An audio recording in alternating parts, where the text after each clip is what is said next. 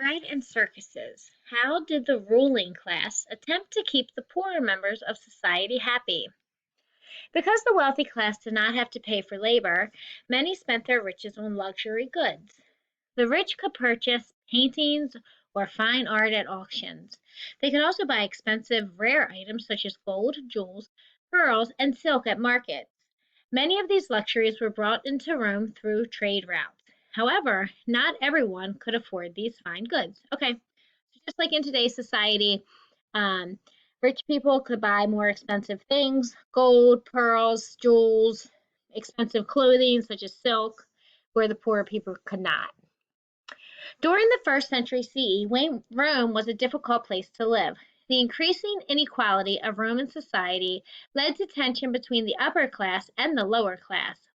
Murder and theft were reportedly common in the city. The daily diet of grain, served as bread or porridge, and watered down wine for the poor led to many people being malnourished. In addition, the city was very overcrowded. Approximately 1 million people lived within 8 square miles. So, in first century CE, Rome was really crowded. There were a ton of people there. There was a huge difference between the rich people and the poor people. They were not equal at all. So there was a lot of murder, there was a lot of stealing. The poor people, they really only ate bread or porridge, which is like kind of like oatmeal, and they had watered down wine. So they were malnourished, which means not healthy. They didn't have enough food. This limited space in Rome made class divisions even worse. Wealthy citizens continued to build grand villas and elaborate civic buildings. This left little room for ordinary housing. Poorer members of society lived in privately owned tenement housing, which averaged 3 to 4 stories. These buildings were made of concrete, one of Rome's greatest inventions. However, landlord patricians often used low quality concrete to cut costs. This could lead to the building collapsing. There were also no toilets, no running water, and frequent fires. These poor conditions may have been the root of the lower classes' unhappiness. So the rich people lived in big old houses, and the poor people did not. Little teeny houses. Um, they were made of concrete, and they had no toilets, no water. So it wasn't really a good condition to live in if you were poor. Entertainment for the masses. The elite members of society feared a possible uprising by the growing poor. To maintain peace, they used a method that the Roman poet Juvenal called bread and circuses. This meant that they kept the poor happy and distracted with entertainment such as chariot races and gladiator fights. Okay, so the rich people, the elite, the rich people, they didn't want the poor to become hostile an uprise, which means like start a fight, start rioting. So in order to help maintain the peace, they did what was called bread and circuses. Okay, so it was basically entertainment. They did chariot races, which we talked about earlier in the year, maybe, um, and gladiator fights. So we're going to learn more about the gladiator fights. But this is what kept the fighting and the races, kind of kept the poor people entertained. The state tried to keep the people amused. Circuses, arenas or theaters that hosted races, fights, and other entertainment were provided as a solution.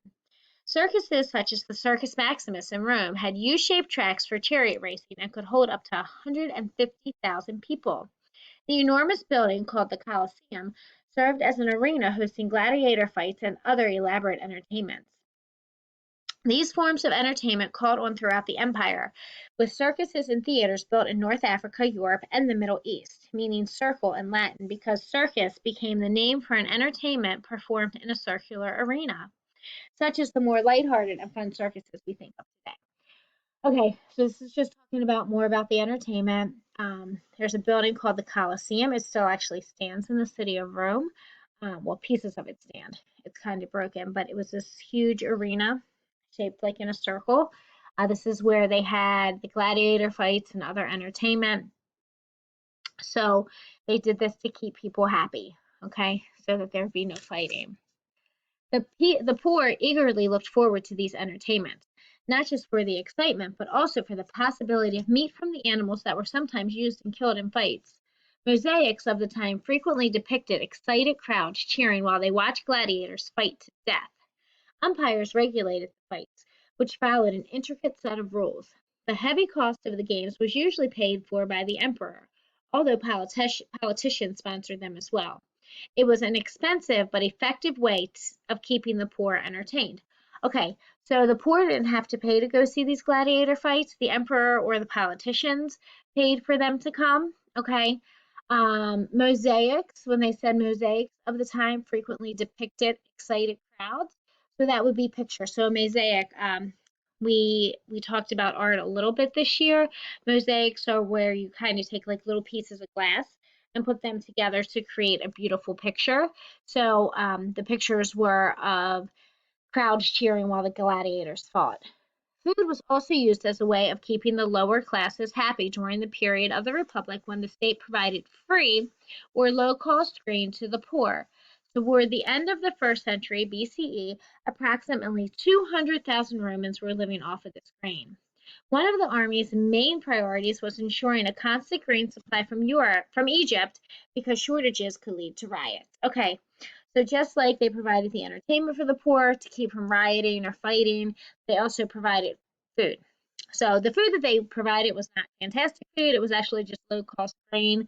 Grain is like rice or oats. Nothing exciting, but if you're hungry and it's free, you're gonna eat it. Writers and thinkers. Many great writers emerged in Rome, providing the public with both entertainment and information. Juvenal and Virgil wrote popular poetry. Pliny the Elder wrote natural history, an encyclopedia that many Romans used to learn about astronomy, zoology, and other sciences. The philosopher Plutarch wrote Lives, which provides biographies of famous Roman soldiers and statesmen such as Alexander the Great and Julius Caesar.